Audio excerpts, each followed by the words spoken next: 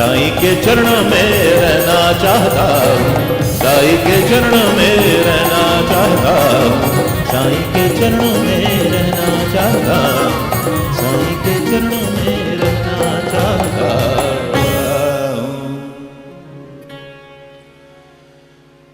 भक्ति के 4 प्रकार हो गए, श्रवणम, कीर्तनम, स्मरणम, पाद सेवनम, अर्चनम अगला प्रकार। बाबा की अर्चना करना,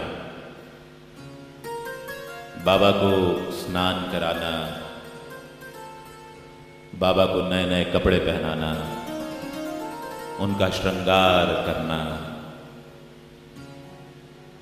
उनको अष्टगंध से उनको श्रृंगारित करना, उसके बाद पुष्पहार उनको अर्पित करना,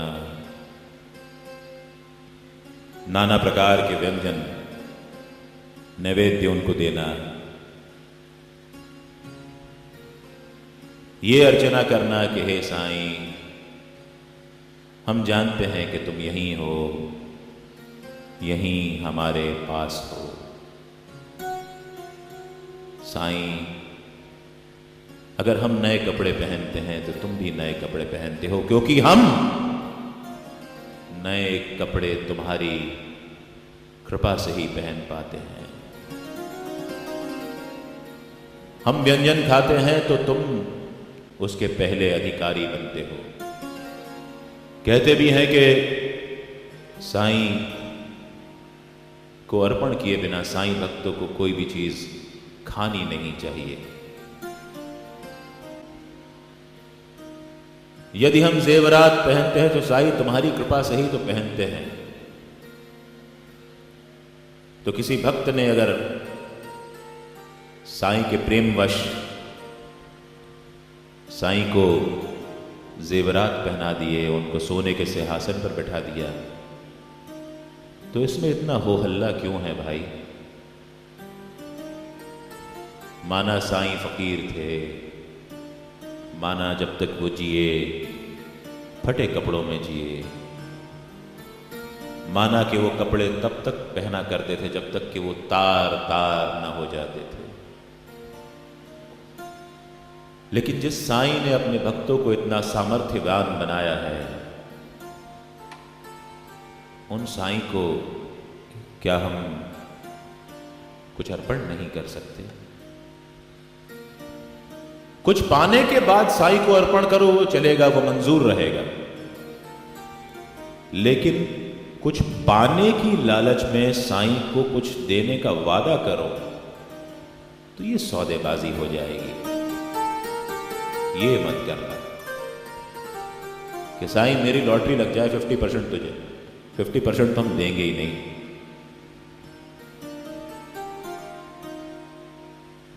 अर्चना, आरती, पूजा, प्रसाद, घंटे, घड़ियाल।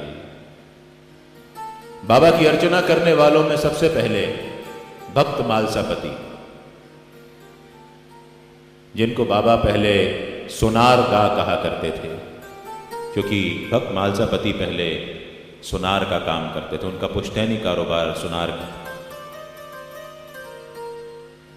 और जब मालसापति ने बाबा के गले पर चंदन का त्रिपुंड पहली बार लगाया तो बाबा ने उन्हें उपाधि दी भगत। और जब तक बाबा ने महासमाधि नहीं ली तब तक मालसापति भगत बनकर उनके साथ रहे। बाबा की समाधि को महासमाधि क्यों कहा जाता है, इसके पीछे भी मर्म है। सन 1886 की बात है। बाबा को दमे की बहुत ज्यादा तकलीफ हो रही थी, श्वास लेते बन नहीं रहा था। हम सब जानते हैं कि बाबा अपने भक्तों की मुसीबतें, उनके शारीरिक संताप अपने ऊपर ले लिया करते थे। इस कारण उन्हें जब दमे की तकलीफ हुई, जब उनसे सहन नहीं हुआ, तो उन्होंने महालसा से कहा मालसा तू मुझे अपनी गोद में सुला, मैं जरा कुछ देर अपने परम पिता के पास होकर के आता हूं।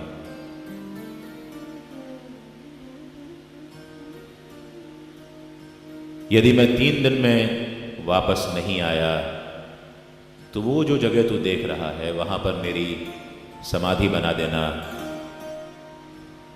और वहां पर 2 झंडियां लगा देना, ताकि तुझे याद रहे कि तेरा साईं यहीं पर रहता है। ये कहकर बाबा ने आंखें मूंद ली, मालसापति की गोद में अपना सर रखकर निष्प्राण हो गए मेरे साईं। मालसापति एक छोटे बच्चे की तरह उनका सर गोद में रख करके बैठे रहे। जैसे तैसे शाम हुई, बाबा में प्राण लौटे नहीं। रात गुजरी और पहला दिन खात्मे पर हुआ। शिरडी में जो बाबा को पसंद नहीं करते थे, उन्होंने मालसापति पर दबाव बनाना शुरू किया कि अब इसको दफना देना चाहिए। डेड बॉडी को, मृत शरीर को शिरडी में रखने से बीमारियां फैलेंगी। मालसापति टस से मस नहीं हुए। उन्होंने कहा कि बाबा ने कहा है कि मैं 3 दिन में वापस ना आऊं तो मुझे दफना देना। दूसरा दिन बीता, शाम हो गई, रात फिर आई।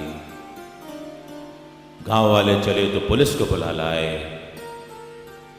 कि ये मालसा मुर्दे को अपनी गोद में लेकर के बैठा है, इसे गांव की परवाह नहीं है, इसे उठा करके दफना दो। मालसा टस से मस नहीं हुए, पुलिस वालों को हाथ नहीं लगाने दिया।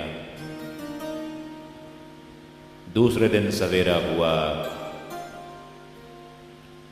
पुलिस वाले अपना जोर जबरदस्ती बनाते रहे। मालसापति ने बाबा को अपने से अलग ना होने दिया। शाम घिर आई,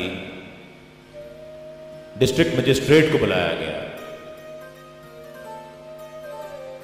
उसने पुलिस की विवेचना पर कहा कि कल सवेरे इसको दफना दिया जाए। तीसरा दिन का सूरज उगने वाला था, बाबा में प्राण नहीं लौटे। प्रशासन ने पूरी तैयारी कर ली बाबा को दफनाने की। मालसा ने फिर भी उनको अलग न होने दिया। सुबह गई, दोपहर आई, दोपहर गई, शाम हो गई। पुलिस के डंडे भी खाए, अपने ऊपर केस भी दर्ज हो जाने दिया, लेकिन मालसा ने बाबा को अपने से अलग नहीं किया।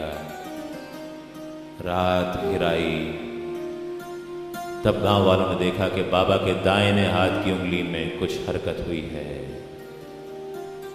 साईं लौट आए थे।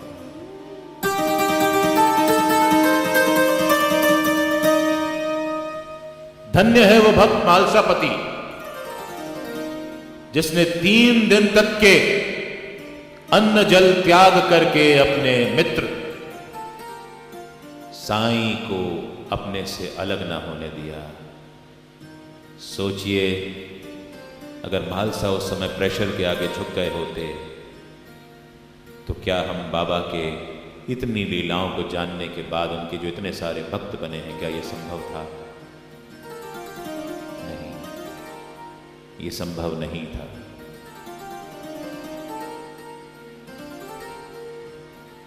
कहते हैं 1886 में जिस दिन बाबा के प्राण वापस शरीर में आए, उसी दिन, ठीक उसी दिन, उसी समय दूर बंगाल में रामकृष्ण परमहंस ने समाधि ली थी।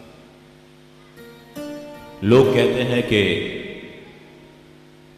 साईं बाबा में और रामकृष्ण परमहंस में परस्पर हस्तांतरण हो गया था। juxtaposition, Baba swapped by Ramakrishna Paramhans. सच्चाई तो या तो बाबा जानते हैं या रामकृष्ण परमहंस।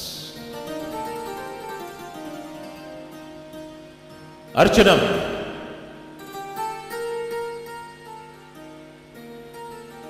अगला प्रकार है भक्ति का वंदनम। बाबा का वंदन करना। बाबा के एक बड़े करोड़पति भक्त थे, बापू साहेब बूटी, नागपुर के। उन्होंने अपने साथ एक ज्योतिषी मुले शास्त्री को लेकर के वो आए। मुले शास्त्री जो थे वो हस्तरेखा विशेषज्ञ थे। बापू साहेब बूटी चाहते थे कि मुले शास्त्री जो है वो बाबा की हस्तरेखाओं को पढ़ें। जैसे ही मुले शास्त्री उनके साथ गए बाबा के पास, बाबा का हाथ मांगा। बाबा उस समय मस्जिद में केले का प्रसाद वितरण कर रहे थे। उन्होंने 4 केले मुले शास्त्री के हाथ में थमा दिए। मुले शास्त्री अग्निहोत्र ब्राह्मण, वो साठेवाड़ा में गए, अपना अग्निहोत्र प्रारंभ कर दिया, यज्ञ हवन प्रारंभ कर दिया। बाबा लेंडी बाग विचरण के लिए चले गए। वापस आए तो दोपहर की आरती शुरू हो रही थी। बाबा ने बापू साहेब बूटी से कहा कि तेरा वो ज्योतिष मित्र कहां है? बापू साहब ने कहा वो अग्निहोत्र ब्राह्मण है, अपना हवन कर रहे हैं। बाबा ने कहा जा उसके पास से दक्षिणा लेकर के आ। बापू साहब बूटी, करोड़पति सेठ, महान संत साईं बाबा, बाबा दक्षिणा मंगा रहे हैं, बापू साहब बूटी लेने जा रहे हैं। मुले शास्त्री के पास मजबूर होने के अलावा कोई कारण नहीं था कि वे उठ करके आते और बाबा के दर्शन करते। दक्षिणा उन्होंने दी नहीं, क्योंकि उनका विचार था कि बाबा जो हैं वो एक मुसलमान फकीर हैं और मैं ब्राह्मण हूं तो दक्षिणा लूंगा, मैं दूंगा कैसे? वो भी एक मुसलमान फकीर।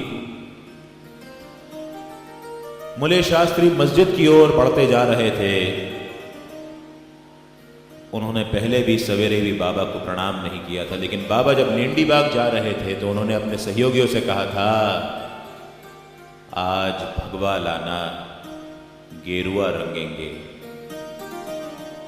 आज भगवा लाना, गेरुआ रंगेंगे। मुले शास्त्री बापू साहब बूटी के साथ मस्जिद की ओर बढ़ते जा रहे थे। घंटे घड़ियाल की आवाजें तेज होती जा रही थी। मुले शास्त्री सुध-बुध खो रहे थे। बाबा के सामने गए और उनके चरणों में गिर पड़े।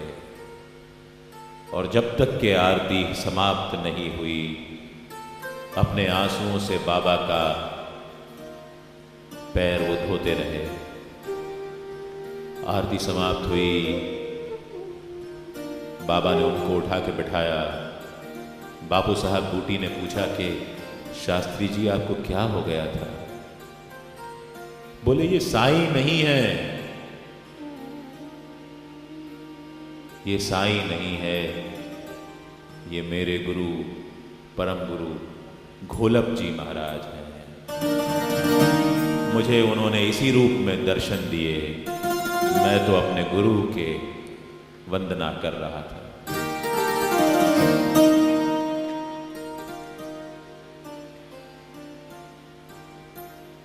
श्रवणम, कीर्तनम, स्मरणम, पाद सेवनम, अर्चनम, वंदनम,